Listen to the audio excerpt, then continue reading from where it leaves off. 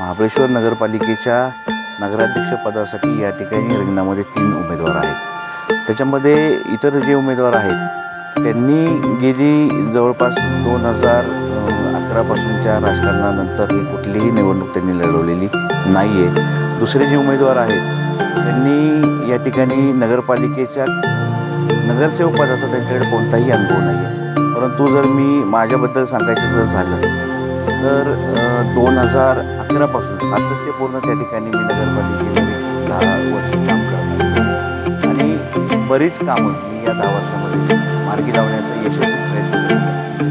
त्या ठिकाणी बरेच विकास निधी या महाबळेश्वर